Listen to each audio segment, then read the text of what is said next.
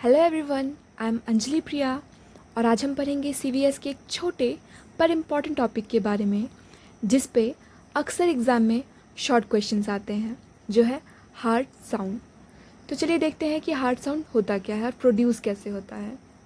तो the sound of heartbeat comes primarily from blood turbulence caused by closing of heart valve.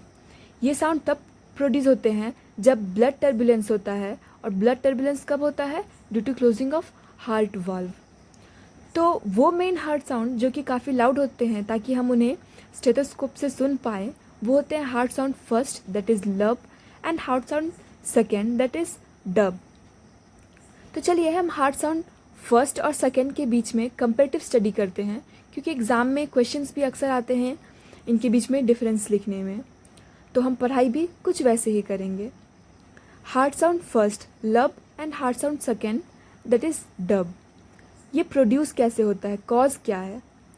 तो heart sound first के production का cause होता है closure of AV valve, वहीं two produce होता है by closure of semilunar valve. ये किस फेज में होता है? तो at onset of ventricular systole, उसमें भी अगर हम स्पेसिफिक हों तो आइसोवॉल्यूमेट्रिक कॉन्ट्रैक्शन में होता है। और हार्ट साउंड टू प्रोड्यूस होता है एट वेंट्रिकुलर डायस्टोल, यहाँ पे भी स्पेसिफिक हो तो प्रोटोडायस्टोल में। अगर हम इसके फीचर्स को याद करने की कोशिश करें तो एक निमोनिक बना सकते हैं कि हार्ट साउंड फर्स्ट जो है उसे लब कहते हैं। लब का इनिशियल एल है, तो इसके फीचर्स में भी सब एल होंगे, मतलब कि ये लो पिच होगा, लाउड होगा एंड प्रोलॉन्ग्ड होगा।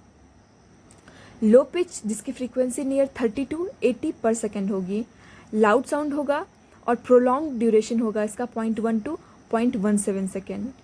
वहीं हार्ट साउंड टू की बात करें तो कॉन्ट्रास्ट होगा, यहाँ पे ये लो पिच का है तो ये हाई पिच की होगी जिसकी फ्रीक्वेंसी 150 to 120 पर सेकेंड होती है। और ये लाउड साउंड था, ये शार्प साउंड है, शार्प एंड शॉर्टर। तो इस तरह से हम निमोनिक्स बना सकते हैं इसके फीचर्स को याद करने के लिए, ताकि हम कभी एग्जाम में कंफ्यूज ना हो। शॉर्टर ड्यूरेशन 0.1 से लेके 0.14 सेकेंड तक। अब ये कहाँ पे इजीली हर्ड होता है?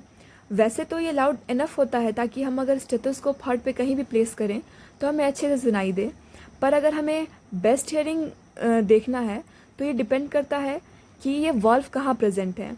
क्योंकि ये एवी वाल्व है, मतलब ये एट्रिया और वेंट्रिकुलर के बीच में जो वाल्व होगा that is mitral valve and tricuspid valve, वहाँ अच्छे सुनाई देगा। तो वो होता है एरिया मिट्रल एरिया और ट्राइकस्पिड एरिया में, जो कि प्रेजेंट होते हैं लेफ्ट फिफ्थ इंटरकोस्टल स्पेस में। मिट्रल एरिया लेफ्ट वेंट्रिकल और लेफ्ट ऑरिकल के बीच में होता है, इसलिए ये हमें उसके लेफ्ट साइड में सुनाई देगा, जो कि होती है नियर मिड क्लैविकुलर लाइन। और ट्राइकस्पिड एरिया राइट एट्रियम और राइट वेंट्रिकुलर के बीच में होता है, जो कि करीब होते हैं स्टर्नल बॉर्डर के। वहीं हार्ट साउंड टू कहाँ सुनाई देगा? तो क्योंकि ये सेमिलुनर वाल्व के कारण, क्लोजर के कारण प्रोड्यूस होते हैं, तो जहाँ सेमिलुनर वाल्व्स होंगी वहाँ सुनाई देगा, और वो होती है पल्मोनरी एरिया और एओर्टिक एरिया। और ये दोनों एरिया प्रेजेंट होता है हमारे सेकेंड इंटरकोस्टल स्पेस में, जहाँ पे पल्मोनरी लेफ्ट साइड में प्रेजेंट होता है और एओर्टिक राइट साइड में। अगर हम ईसीजी के साथ इसका कोरिलेशन देखें तो ईसीजी हमें इसके डिफरेंट फेजेस के बारे में बताती है। तो ये फेज़ है वेंट्रिकुलर सिस्टोल का, जो कि रिप्रेजेंट होता है बाय क्यूआरएस कॉम्प्लेक्स। तो यहाँ पे ये कोएग्जिस्ट करता है with the R wave of ECG. वहीं second heart sound is at ventricular diastole and the end of T wave marks the end of diastole. तो ये कोएग्जिस्ट करेगी with the end of T wave. कुछ और sounds जो heart में produce होते हैं उन्हें हम पढ़ेंगे। हालांकि ये ज़्यादा इम्पॉर्टेंट नहीं है, पर फिर भी हम इनके बारे में स्टडी करेंगे। That is heart sound 3 and heart sound 4। इनमें कोई सिमिलैरिटी नहीं है और ऐसा कुछ कॉन्ट्रास्ट नहीं है, इसलिए हम इसे थोड़ा अलग अलग ही पढ़ेंगे। हार्ट साउंड 3 कब प्रोड्यूस होता है? ये प्रोड्यूस होता है by rapid filling phase of ventricles during ventricular diastole proper. जब वेंट्रिकुलर डायस्टोल करता है, एवी वाल्व ओपन होती है, उस वक्त जो रैपिड फिलिंग होता है उसके कारण होता है ये हार्ट साउंड थर्ड का प्रोडक्शन। ये लो पिच लो इंटेंसिटी की होती है और 0.1 सेकेंड ड्यूरेशन होता है। और देखा जाए तो ये एक नॉर्मल साउंड है जो कि हमें सुनाई देगा चिल्ड्रंस में और यंग एडल्ट्स में। ओल्ड एज में ये सुनाई नहीं देता। वहीं फोर्थ हार्ट साउंड की बात करें तो ये एक एबनॉर्मल साउंड है। ये प्रोड्यूस कब होता है? ये प्रोड्यूस होता है रैपिड फिलिंग फेज, जब एट्रिया कॉन्ट्रैक्ट करेगी।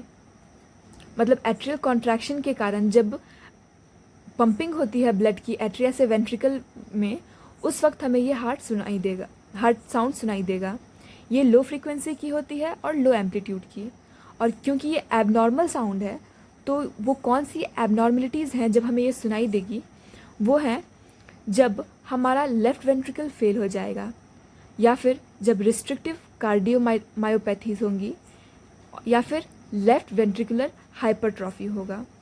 तो ये एबनॉर्मल साउंड एक हेल्दी पर्सन में हमें फोर्थ हार्ट साउंड सुनाई नहीं देना चाहिए। एक और इंटरेस्टिंग साउंड है मर्मर्स। ये भी एक एबनॉर्मल साउंड है, मतलब एक हेल्दी एडल्ट में हमें ये सुनाई नहीं देगा। तो ये प्रोड्यूस कब होता है?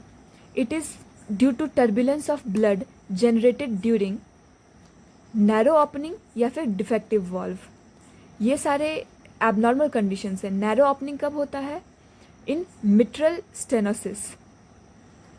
और डिफेक्टिव वाल्व जैसे कि एओर्टिक रिगर्गिएशन, यहाँ पे क्या होता है? एओर्टिक वाल्व डिफेक्टिव होते हैं जिसके कारण लीकेज होता है, that is leakage of aortic valve.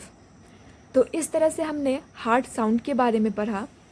I hope so आपको ये कॉन्सेप्ट अच्छा लगा होगा और इजी ट्रिक लगा होगा याद रखने के लिए। एंड अगर कोई प्रॉब्लम है, कोई डाउट है, then please ask, and thanks a lot for watching.